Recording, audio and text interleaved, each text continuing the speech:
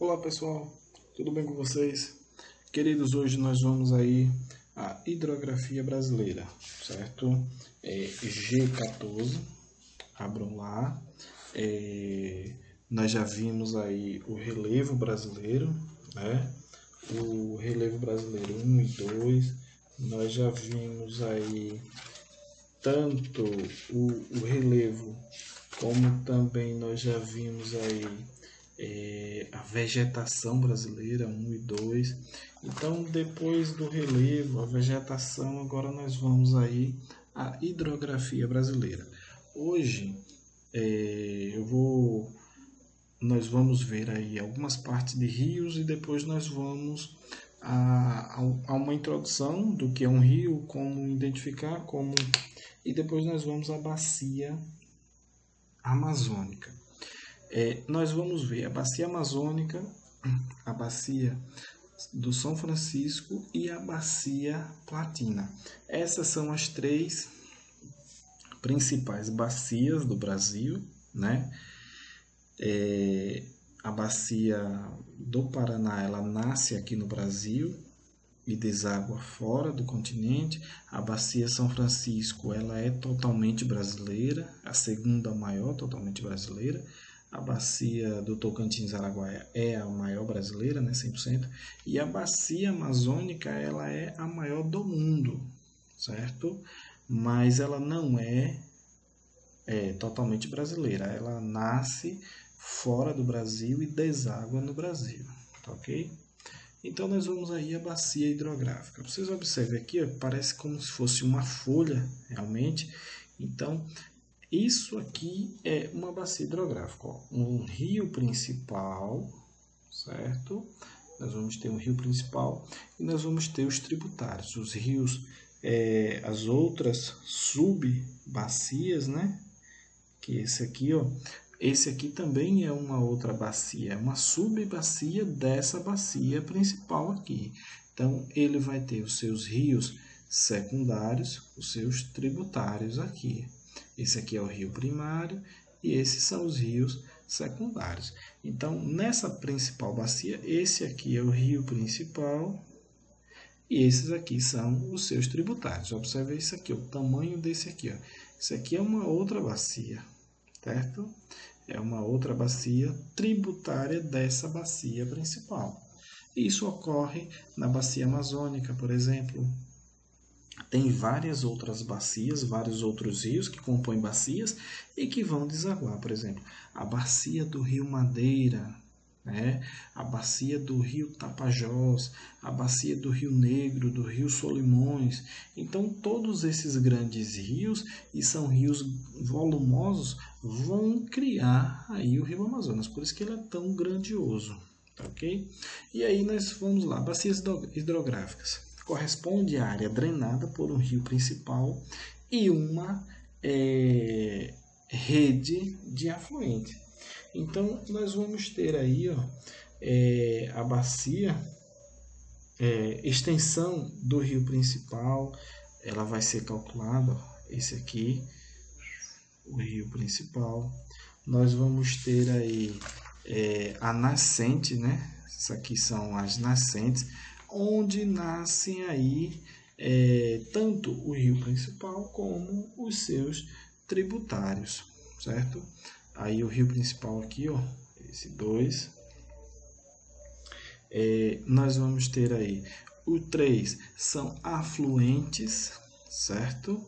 Esses aqui, ó, eles são afluentes, certo? E esses afluentes eles vão desaguar nesse rio principal, certo?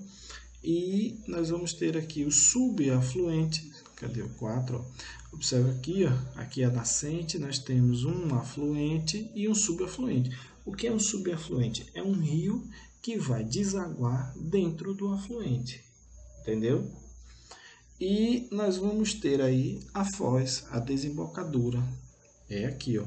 É onde o rio vai desaguar, ou no mar, ou em outro rio, ou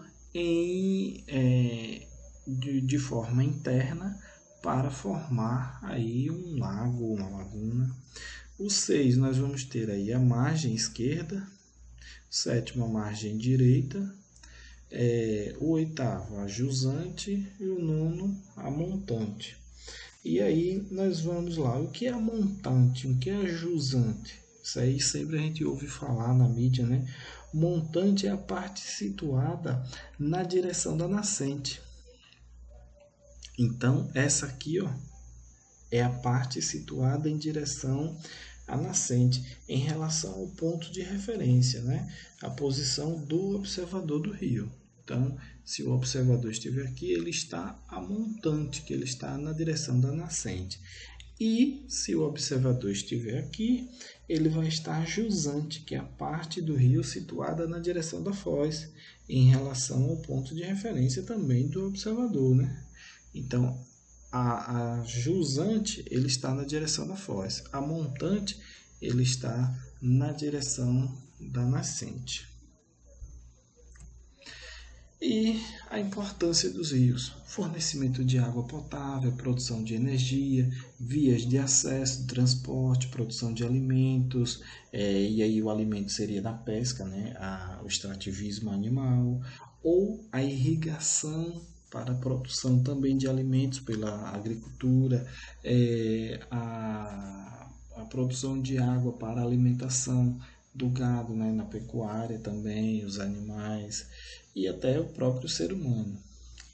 Exploração mineral, também vários minérios são explorados ao longo do leito dos rios, ou a utilização dele para o turismo ecológico.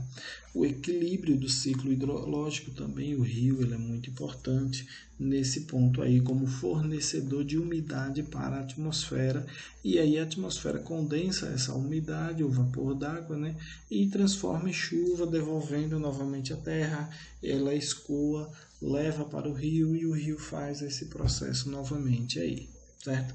Classificação de rios. Os rios eles são perenes, mantêm as suas águas durante todo o ano, intermitentes, secam durante um período de escassez de chuva, né? Aqui na região nordeste é onde vai estar presente esses rios intermitentes. Nós temos a nascente do rio Japaratuba, que é uma nascente intermitente. No entanto, o rio Japaratuba ele é perene, só a sua nascente no seu alto curso que é intermitente. Durante o médio e baixo curso, ele é perene por conta de outros rios também que vão drenar para ele e da influência das marés, certo? Planalto mantém o seu curso em região de Planalto. Planície, o rio é classificado como de planície, ele mantém o seu curso na região de planície. Exorreico, isso aí já é concernente à drenagem, ele deságua diretamente no mar. E um rio de drenagem endorreica, ele deságua dentro do continente, formando lagos ou lençóis freáticos.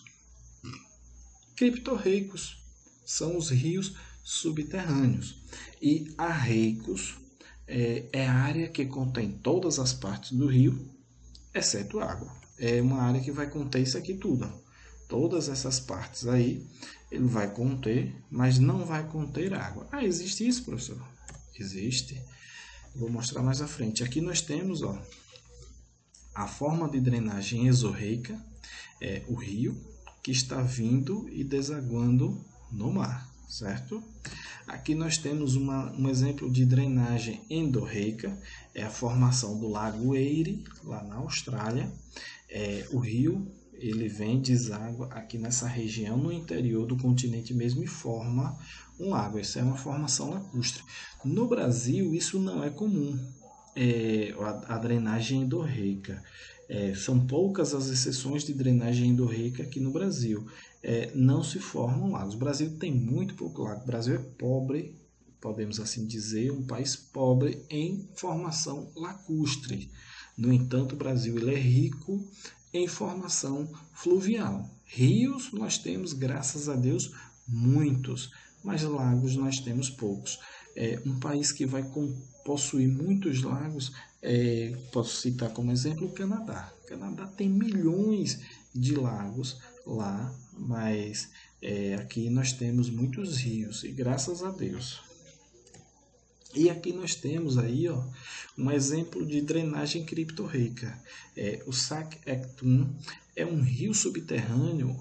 Na verdade, esse aí é o mais longo do mundo, com 215,4 quilômetros de comprimento e 33,5 metros de profundidade. Ele fica na península de Yucatán, lá no México. Então, esse aí é o mais famoso na questão da drenagem criptorreica. Observe aqui, ó, o desgaste que a água provocou nas rochas, né, estalactite, estalagmite e as estalactites aqui, esse aí lá na península de Yucatán, no México. E aqui nós temos um exemplo de drenagem arreica, o rio Arracoiaba, lá no Ceará. É um exemplo de rio intermitente, isso aqui, né? A drenagem arreica, ela ocorre nos rios intermitentes. E o que é o rio intermitente? O rio que seca em um período do ano. Então, aqui nós temos o leito do que vem a ser um rio, nós vamos ter toda a estrutura do rio, só não tem água. Por quê? Porque a água secou. Uma região de semiárido, e aí essa drenagem arreica vai acontecer em rios intermitentes, como eu falei, né? Tipos de regime dos rios. O regime do rio ele pode ser fluvial, necessita de chuvas para manter as suas águas, glacial ou nival, depende do derretimento do gelo das montanhas, e misto, quando utiliza de mais de uma forma de regime. No caso, quando tem o fluvial, aí, as chuvas e também o derretimento do gelo. No caso do misto, ele vai ter aí umas particularidades. Por exemplo, o fluvial ele vai ter as suas cheias no período de chuva, seja no inverno ou verão, a depender da região onde ele esteja, né? Por exemplo, os rios aqui da nossa região eles têm a sua cheia agora nesse período, mas os rios lá da região do centro-oeste, eles vão ter as suas cheias, agora eles estão na seca, eles vão ter a sua cheia no período do verão. Então, a depender do regime de chuva lá da região, ele vai ter o seu período de cheia. Só que o glacial ele vai ter o seu período de cheia aí no período mais quente, ou seja, no verão, certo? E, então, vamos lá, que no período do verão, ele vai ter o seu período de cheia. No período do inverno, vai ter o seu período de seca. E o misto, ele vai experimentar aí 2 períodos de cheia. No período chuvoso, ele vai ter sua cheia, e no período do derretimento da neve, ele vai ter também outra cheia. É o caso do rio Amazonas, aqui no Brasil, certo? Ele é um rio com regime misto. Tanto o derretimento da neve lá da Cordilheira dos Andes, ela vai formar alguns rios que são tributários dele, como o período de chuva aqui no Planalto Brasileiro, no Planalto das Guianas, que vai contribuir aí com o regime aí dos tributários do Rio Amazonas aqui no Brasil. Categorias gerais dos rios brasileiros: exorreicos e perenes, ou seja, a drenagem para fora do seu continente e não secam, predomínio de regime fluvial, predomínio de rios de planalto, e os rios de planalto eles têm um potencial hidráulico enorme, e aí a observação fica para o sertão nordestino, que predomina os rios intermitentes de regime fluvial. Neles também encontramos muitas bacias arreicas. Lembram dela? Aquela que fica o rio vazio e aí você tem todas as partes dos rios, mas não tem a água. Então é uma bacia arreica. E aí nós temos essa imagem maravilhosa das bacias hidrográficas do Brasil. Observa que essas aqui nós só temos as principais, certo? Os principais rios, ó. O Juruá, o Rio Purus. Esse Rio Purus ele nasce lá no Peru. Aqui, ó, o Rio Negro. Aqui nós vamos ter o Rio Madeira, o Xingu, Tocantins, Araguaia, aqui nós vamos ter o São Francisco, nessa região aqui o Uruguai, o Paraná, Tietê, o rio Tietê, que ele só se torna um esgoto quando chega na Grande São Paulo, mas ele é um rio, um dos principais rios lá de São Paulo, certo? Um rio enorme. E observa aqui, ó, onde o rio Tietê nasce, e ele chega aqui, é que ele vai se tornar um esgoto. Mas essa parte toda aqui é um rio de águas limpas e é um excelente rio, certo? E aí nós vamos ter centros dispersores de água do Brasil. Nós vamos ter a Cordilheira dos Andes, o Planalto das Guianas e o Planalto Central, ou seja, o Planalto Brasileiro, como eu falei. A Cordilheira dos Andes é onde nascem os formadores do rio Amazonas.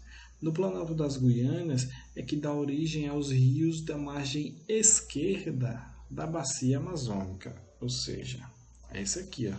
Planalto das Guianas, nós vamos ter esses rios aqui, certo? Da margem esquerda. Aqui, da margem esquerda, esses aqui, ó, tudo vem de lá da Cordilheira dos Andes, certo? E o Planalto Central é onde se originam os rios das mais importantes bacias brasileiras. A Amazônica, o rio da margem direita, a Platina e o da São Francisco. Vale a pena voltar aqui para a gente ver. Ó. Esse aqui, o Planalto Brasileiro, ele está aqui. Então aqui nós vamos ter a origem desses rios aqui que vão drenar para a Amazônia, certo? E nós vamos ter aqui também os rios que vão drenar para a bacia Tocantins-Araguaia, para alguns tributários aqui da bacia do Rio São Francisco, e nós vamos ter a nascente aí do Rio Paraguai, aqui ó, o Rio Paraguai vai nascer aqui, o Rio Paraná e o Rio Uruguai. Então esses três rios eles vão compor aí a bacia Platina, que é a segunda maior bacia hidrográfica do planeta, certo? E a segunda mais importante, né, naturalmente, da América do Sul. A mais importante é a Amazônica e a segunda a Platina, tá ok? Então, esses aí são os divisores, vamos falar assim, os dispensores ou divisores de água. Eles vão dispensar água aí para o Brasil. Então, é de muita importância esses três fatores aí. E aí a bacia amazônica, pessoal. A bacia amazônica aí o rio Amazonas é esse aqui, ó. Rio Solimões, quando se encontra com o Rio Negro, aqui é em Manaus. Partiu daqui de Manaus, ó, nós vamos ter o Rio Amazonas. Antes dele, nós vamos ter outros rios. Rio Solimões, Rio Negro, Rio Madeira, Rio Purus, Rio Jari, Rio Jutaí. Todos esses rios aí estarão nessas regiões, compondo o que é chamado de de bacia amazônica, certo? Foi aquilo que a gente viu lá no início. Então, características da bacia amazônica. Dispõe do maior potencial hidroelétrico do Brasil, cerca de 105,5 milhões de quilowatts. No entanto, somente 0,4 desse potencial é aproveitado por apenas 3 usinas. A usina de Balbina, no rio Uatumã, Amazonas, Curuaúna, no rio Curuaúna, lá no Pará, Samuel, no rio Jamari, em Rondônia, Santo Antônio Giral, em construção, no rio Madeira, Porto Belo, em construção, no rio Xingu. Então, nós temos aí essas que estão aí em fase de conclusão, né? Santo Antônio, principalmente, que é a mais adiantada. Então, pessoal, esse potencial hidráulico da bacia amazônica não é no rio Amazonas, não. É na bacia, viu? Os seus rios tributários, que tem alguns rios de planalto, então ele tem um potencial hidrelétrico muito bom. Mas na bacia hidrelétrica, no rio Amazonas não, que o rio Amazonas ele é de planície, certo? Mas os seus tributários eles têm sim condição, certo? E aqui, ó, é no estado do Amazonas, não é no rio Amazonas não, viu? Tem uma setazinha aí, ó, a hidrelétrica de Babuína no rio Uatumã, esse é o rio, no estado do Amazonas, tá ok? A navegação. Suas águas são constantemente navegadas por navios de alto mar numa distância de 3.700 quilômetros, desde a embocadura até a cidade de Iquijitos. Observe que os navios vêm do mar e adentram o continente até 3.700 quilômetros. Então, muito bom, é uma importância muito grande para a navegação entre a enorme quantidade de afluentes que recebe. Os mais importantes da margem direita são Ucayali, do Peru, Javari, Juruá, Purus, Madeira, Tapajós e Xingu, no Brasil, certo? Através de suas margens esquerdas recebe Içá, Japurá, Negro, Trombetas, Paru e Jari, também no Brasil. Então esses são os principais afluentes do rio, certo? Do rio Amazonas. Os fenômenos. Esse importante rio possui muitos fenômenos naturais, como por exemplo a conhecida pororoca, que é o encontro violento das águas do rio com as do mar. As terras caídas são a erosão das margens em função da força e da quantidade de água. O que é que vai acontecer aí? Ó? No período de cheia do rio, o que vai acontecer? O rio vem com velocidade e encontra com o mar. Então, no momento de cheia também, da alta maré, vai haver esse encontro aí e esse fenômeno violento. O que vai acontecer? Essa formação de ondas grandes aí, isso aí é muito perigoso, é uma aventura muito perigosa, porque dentro do rio aí pode conter algum galho de árvore, tronco, jacaré, pode ter aí alguma cobra daquelas sucuri, e o cara caiu ali, a cobra enrola, o jacaré engole, o tronco de repente pode se bater com um tronco de árvore aí sendo arrastado, porque a força da água é muito grande. E essa força muito grande aí vai acabar provocando erosão nas margens e aí o fenômeno também da terra caída. Tá ok? Bem, meus queridos, essa foi a nossa aula de hoje. Eu espero que vocês tenham gostado. Na próxima aula nós vamos falar aí da Bacia São Franciscana, a do Rio São Francisco e a Bacia Platina. Tá ok? No mais, forte abraço, fiquem com Deus e até a próxima. Tchau, tchau.